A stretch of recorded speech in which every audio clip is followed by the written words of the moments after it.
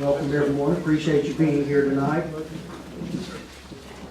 We have two pieces of new business on tonight's agenda.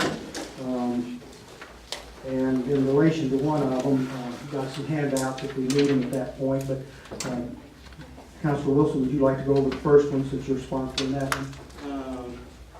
It's gonna be one moment. Well, it's pretty simple. I don't have my computer up yet, but it's very simple. The item that's on the agenda tonight is the resolution to approve funding not to exceed $8,000 for the Irondale Spring Fest. This particular item is nothing new to the council and of course to the public. And basically, I'm asking the council to approve not to exceed $8,000 so we can host the Irondale Spring Fest. That's basically all I have. And that's in relation to everything else that's going on. I would like to say that this is the only festival that has actually made money for the city for the last 2 years, I know. It's been in existence 3 years, I think. Don't quote me on that, but this is the only festival that has actually made money for the city. Where does that money show up? Councilor Wilson? It showed up on the report that we made for the end of the 2017 Spring Fest. Yes. Anyone here familiar with it, or? I'd like to see a copy of it Yes, for, we sure did. James, we made that report at the end of, it was probably in May or June. The Irondale Spring Fest brought in about 12,000. I think the council, we approved the Spring Fest not to exceed 10, and we made 12. is And that was through sponsorships, yes, that 12,000, it came back to the city, yes. go back into the city budget? Yes, we didn't collect any funds as far as the Spring Fest because we're not a 501c3. We're not a different entity such as the Wilson Foundation. Yes, that money came straight back to the city. It was a net. So if you take the $12,000 that they generated, but they also had expenses that went against that revenue, it ended up being a positive number at the bottom. It didn't generate 12,000 in cash to put into the general fund. But it was a net profit. But it made enough money to be able to offset whatever It expenses. made the were associated. $8,000 plus some additional, is what you're saying. Well, if it brought in 12,000 and you had $8,000 worth of expenses, then you had a net of $4,000. So I think the question they're asking is, it didn't add any money to the city, like you were saying. It just didn't take all of the allotment that the city paid, is that not correct? Correct. Well, actually, That's a difference from making money. It had well, enough money. it had a net profit though. It had enough money to come in to be able to service whatever the expenses were. So the city did not have to put any additional funding with it because that money covered whatever those expenses were. So if the city allotted whatever they did, 8,000, the city never spent any money, it never paid any out of the 8,000. I would have to check to be I sure. think so, yeah. Yeah, I'm not going to go on record and say that. I don't think that's that, I think that. After vendor payments, we totaled 15,528, and we can go back and check our records. We always give a end of the event report, so none of this is new. We netted 15,528 through sponsorships. We grossed. Through sponsorships, we grossed, as far as through sponsorships now, that's just through sponsorships, 12,420. So that's just sponsorships that we have. So basically, and I'm just repeating what you said, the city didn't spend any money on this particular event. I'm looking at the agenda from February the 7th of last year, and it says that the Spring Fest not to exceed $12,000. Did we spend any of that $12,000? That's what I'm saying. I'm not going to, I would have to go back and to research that to be able to see exactly what the city spent. I think the answer to that is yes, some of Okay. that was spent. I think what Councilor Wilson's getting confused is the difference between grossing and net. If you take what they took in, and we can pull the records, but I Yeah, think we'll find this, if you take what they took in for sponsorship, contributions, whatever, it was X number of dollars, you add the 12,000 that the city paid, then paid your expenses out, that number is gonna be less than 12,000. I'd like to see, I'd like to put it on, the table it till we get a copy of that report so we can see the actual money spent and what was taken in and so forth, if we could. If we end the work session early enough, I can run to the back and pull a Yeah, report. it's easy enough to do. Okay. That's what it I wish you would do that. But overall, we did net, it was a net profit. Okay. It was a net profit, Including or excluding the city contribution?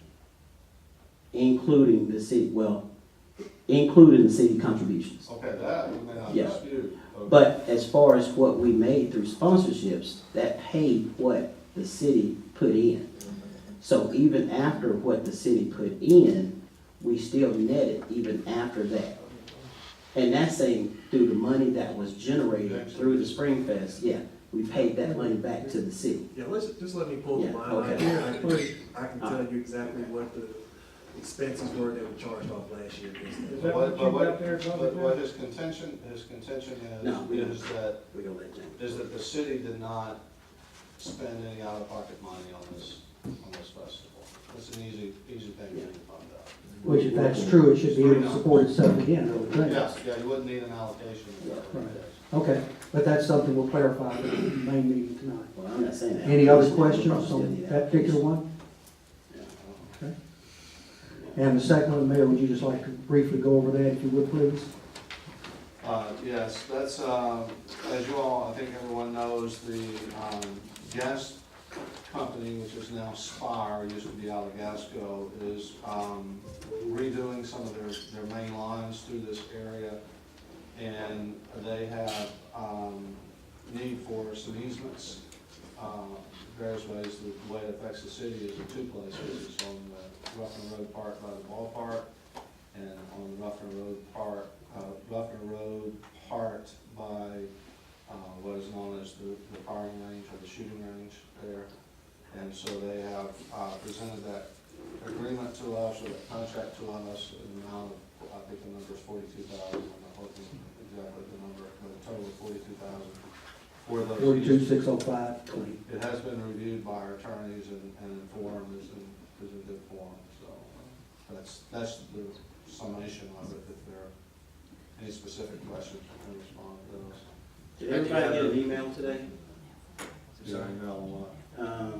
In reference to this gas line? The emails, all the attachments came with the agenda, I think on Friday or. No, I'm talking about the email from the Spire representative. Did I did everyone not get get a an email? separate email on that. I didn't get Everybody got that. an email?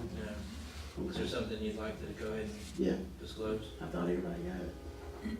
I do have a fair amount of questions on this, so. Go ahead, go ahead. Questions, do we know who owns the easement across from the community school? I'll let Frank speak to most of these questions, but I think that's county, right? Jefferson County. Okay. Do we know, do we know how much acreage it is that they, is that permanent easement, I'm assuming? No, that's permanent easement, they're going in the right of way there. But I mean, did Spire purchase permanent easement from Jeffco? No, So they're just purchasing temporary? It's they're actually in the right of way on Okay. Jefferson County Road, there's a 150-foot right of way Okay. that they're staying in. Oh, well, okay. So is that gonna mess up any of the existing sidewalk in that area? Yes. Okay, The walking track, which is actually Jefferson County, okay, we own just a small portion on the 15th Street side, right, but that sidewalk is out of ADA compliance anyway. Okay. So we'll get that repaired. they'll take care of that Yes. because they're tearing it up? Yes, they're gonna put it back. Okay, And they're probably gonna take some of those trees out because of the Okay. damage of root systems. And we're working with them to get them to put those back. I think they've already taken one out on that strip of land. Do we know timeline on that strip? 3 to 4 weeks is what they estimated, but he said with inclement weather or running into Sure. any problems, but 3 to 4 weeks. Sure. And they've coordinated with the school already. Okay, so that section is in right away, right? Yes. Okay, cool. just let me. Okay, so the trees that were cut down by Field 5, is that due to the sidewalk project? Yes. Okay. How does the sidewalk and the pipeline, I believe if I'm looking at two different, because I'm looking at the sidewalk and I'm trying in my head mentally lay over where the pipeline is at, do they share space along, along that Field 5 and that curve over to Ruffner? They cross. They cross? Yes. So the pipeline is gonna kind of cross, but doesn't it kind of go up alongside? It comes across Park Avenue, Uh-huh, right, probably 50 yards from Ruffner Road. It comes across Park Avenue, makes a left in the right of way, goes up 25 foot from the right of way, goes back up Ruffner. The Okay. sidewalk will not go all the way to Ruffner. okay, It's gonna stop right about where the sidewalk ends is where that gas line comes across. So okay, anything that gas line has to come in after that small section of sidewalk, not a big deal. no. How are they crossing Park? Are they digging underneath or are they tearing that road up? I'm not sure on Park, probably going to bore because they're boring under 16th Street. Okay, They're and you only, know if they're gonna be boring underneath Ruffner, because, okay. So if they bore, is that closing that stretch of road while they're boring? no, Okay, it can still be completely, people can still drive right over it? yes, Okay, so there won't be any service interruption on any of the roads or anything like that? no, just possible lane closure. Okay. How many times does the new pipe cross Ruffner Road? About, because I know it's gonna be on one side and then it's gotta get on the other side for the shooting range. I'm assuming just once? From my understanding, it's going to be in Ruffner Road part of the way. In Ruffner Road? Yes, Like in the, County portion. yes, but not in the, not underneath the pavement aside from crossing it? underneath the pavement, But not running along with, but running with, running with? yes. How are they gonna bore that without shutting down the lane of the road? They're going to open dig it. They just have one lane closure is all you're gonna have. Okay, and you know about how long they're anticipating on that? No, they have not bid, that project has not been awarded. Okay, The project from Second Avenue to 78 has been awarded already. Rass Construction, who you see working over it, but across from the school, right, they've got from Second Avenue down. okay. They haven't awarded the next part of this project yet. But just so you know, that is county, not, Right. county road, not. I understand, Okay, I get you, but I'll try to kind My of make understanding, myself obvious in a Rast second. has a good idea that they're going to get the second half also. Okay, So they're assuming that they're gonna be working in it. okay, We so, We have a county commissioner here too. hey Joe, Mr. Knight, do you want to speak to any of snuck in that? on us. Well, that's, I'm glad I heard that, because I didn't know about the Spire thing gonna chop up the road. And, no, I just wanted to come by, I do have some, updated recommendations that I'd like to give you all some information on some through roads and Okay, we'll kind of come make back to another. that. I just didn't know if you wanted to speak to the. Well, I didn't know, so I appreciate the heads up on how much of the Ruffner Road will it? We're not sure. That was just talking with Cal, that he was Okay. discussing going up the road because of helping with the pavement. Right, yeah, okay. You were calling that the other day, we talked about that, they wanted to talk to you all about that, because it's one option if you're gonna resurface that road anyway, it may help you on your cost of. Well, resurfacing the road. that, we'd rather wait till after they put the pipe in. to Sure, Resurface as opposed to Sure. resurfacing and pipe, which happens more than we would like. Thank you.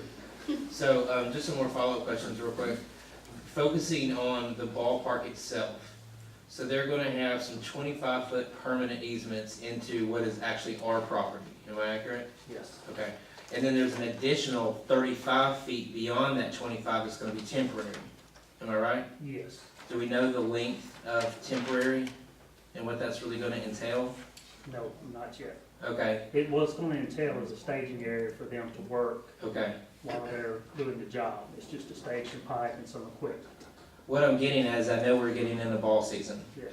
So when I was out there on Saturday and I saw the stakes And, I mean, it's great that, you know, if they take that easement, obviously they'll have to maintain that road edge, and the edge of the road is obviously, you know, can require a lot of maintenance based on erosion and runoff and stuff.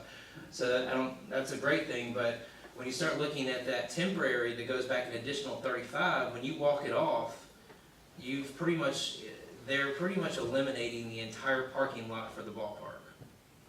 Am I understanding that correctly?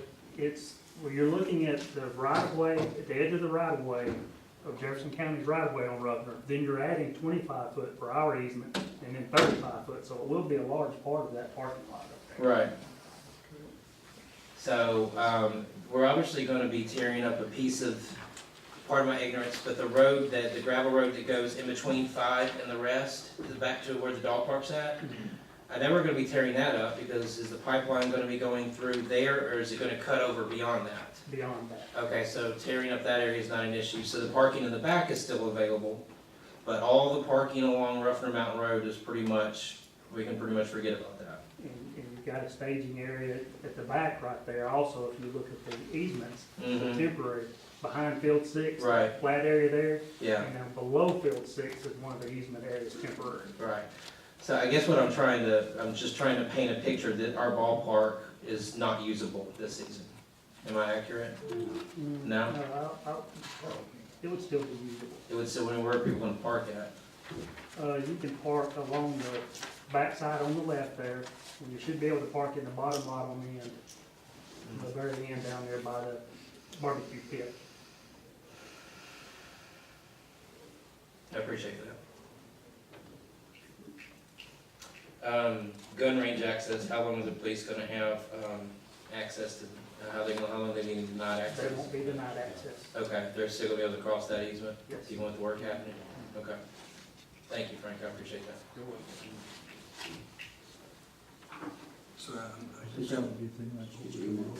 I didn't have a chance to look at it. Can you just send it to us? The, part of the, Frank, the part of the parking lot along Ruffner Road for the ballpark, is it gonna be permanently, inaccessible, or just while they're working on it? While they're working on it. Okay. All right, Rod, I got a question for you, if I may. The, agreement that they sent, or the letter they sent to the mayor is, for the permanent easement at the ballpark is $13,981, and for the permanent easement at the gun range is $5,100, and some change on both of them, of course. But when you look at the contract, or the deed, or whatever you call this thing, it says this is for the sum of $1. Now, can they come back 6 months from now or 3 months from now and hand us $1 and say that's what the deed says? No, we'll have to revise this to reflect the accurate amount. Okay, well, then can we get that taken care of before we vote on it, or we need to amend the contract or amend the agenda? What do we need to do to show the correct amount? Because I don't want the deed say $1 and then something else say 14,000 and 5,000, and then we wind up with $2 in our pocket. You can approve this for the amount that's been offered, for the Okay. amounts that have been offered, and authorize the execution of an easement. With the amount offered and what? You can approve the dollar amounts that have been offered, Okay, and that the easements be executed containing the amounts being paid. all right, well, let's make a note on that. We'll work at it in a few minutes. All right, that's all I got on it. I just want to make sure we don't get stuck with $2 for $20,000 worth of agreement. Were there details in this contract that we were worried about from an accountability standpoint on Spire that need to be locked down? Leslie had reviewed these agreements, and taken a quick look at them today, and I think that one of the things you might want to talk to them about is indemnification and insurance provisions. So I think those are things that we'll talk to them about to put this in final form along with the price.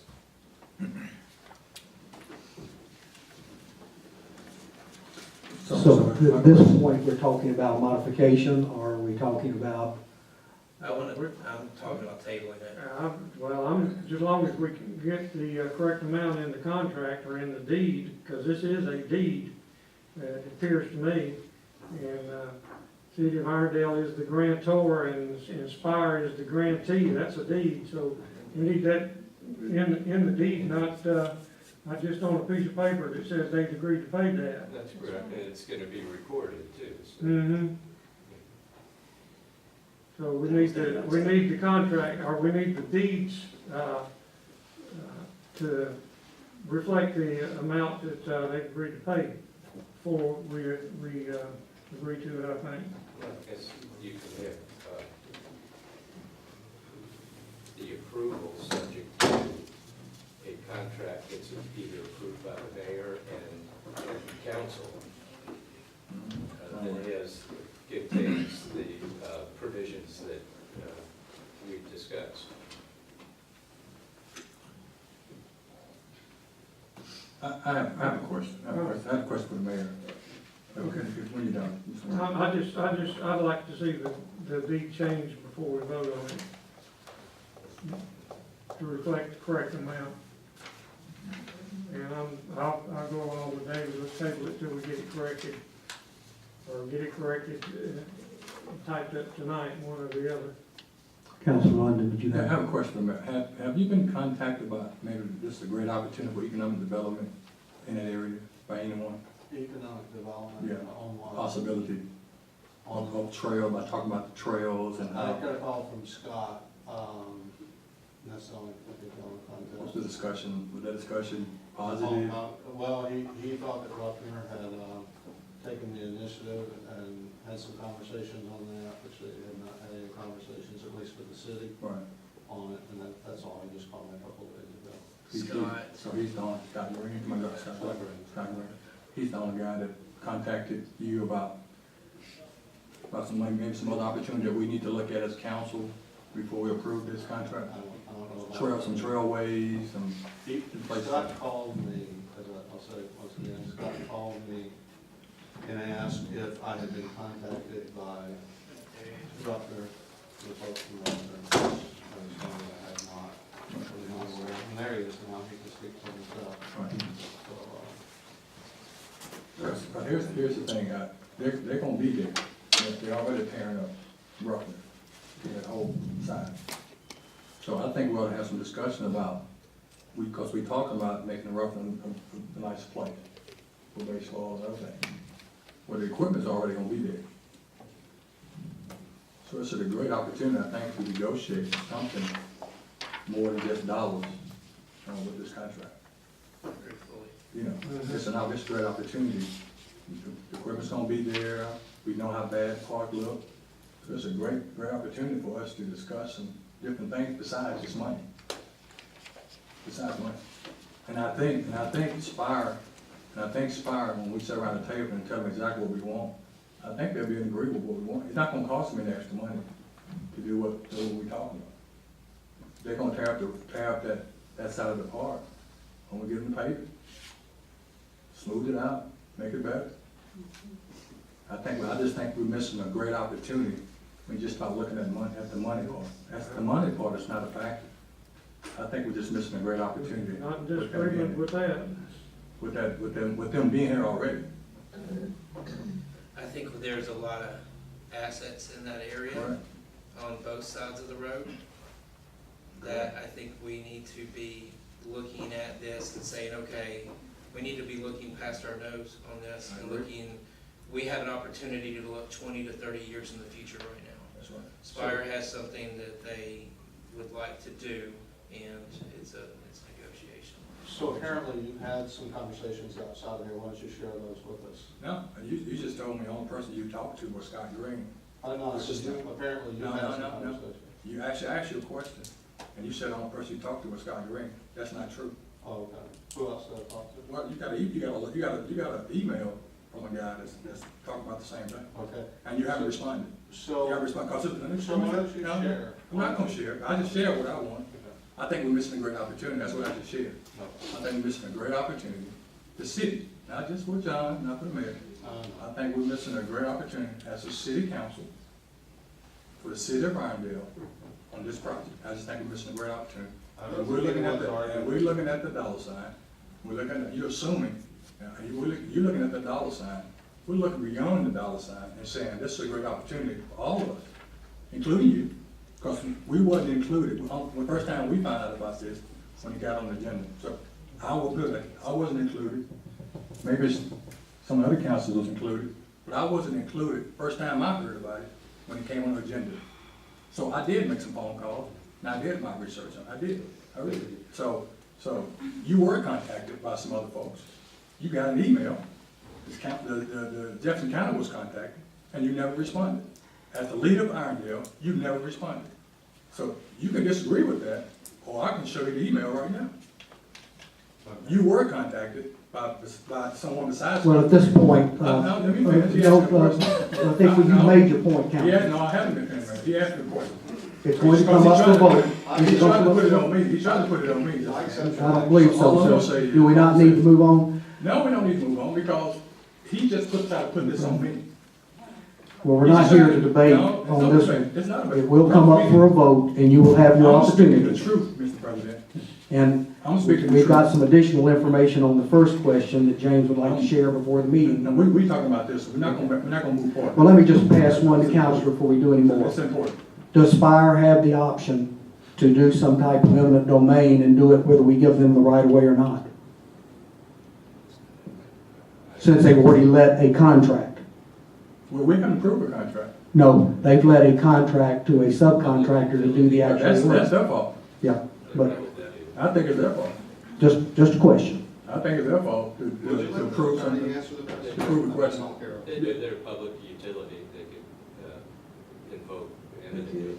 Well, and if that's what they want to do, that's what they want to do. But our mayor of our city should look forward to just a dollar sign. All right, And let's- so we can do other something. I have a question. That's what I said. I have one question, Council London, I got one question, Council President. Are you through? Are we gonna? Well, you cut me off. I wasn't. Okay. Mr. President cut me off. Yeah, I just have Guess one you got a question. text Are we, from me. are we moving towards tabling this particular item? Yes. I'm sorry, Council London, just want to make sure where we were, that's all. You can We can move continue. forward now. Yeah, you can continue. We can move forward. Okay, any other discussion? Do you have 2 minutes worth to be able to put on this on the first question? Okay. I went back to see the line item that the city actually had for Spring Fest in 2017, and this includes how we captured the revenue, the sponsorships, which the money goes to the committee first, and then the committee brings the money to the city, and the city then puts the money in the account. And then whenever the festival have any expenses, they bring those expenses with the documentation. And once we get the documentation, we then process a check for that particular expense. So when I went back to look at what was the amount collected by the Spring Fest and what did the city have to invest into the event, the city invested $7,602.57. 7,000, how much? $7,602.57. So if I read your numbers right, then the answer to the question is, it did cost the city $7,600. $2.57. $2? Different than what the report was giving. $2? You say $2? $7,000. No, you said the city did what? The city had to end up investing $7,602.57 into the event. Okay. How much was collected? How much was collected based on sponsorships? Well, this includes sponsorships as well as the fee that people pay to reserve a spot. That amount was $8,906.16. Now, that's what we received here at the city. It was $8,906.16. The total expenses for the event was $16,508.73. And to actually zero that out, the city had to put with that $7,602.50. Okay. So, I hate to interrupt the conversation, but we are in the regular council time, so we can come back to this during council. Do I have a motion to close pre-council? Motion. Or second? All in favor? Aye. Any opposed? And then, if we would please, we'll move right into our council meeting.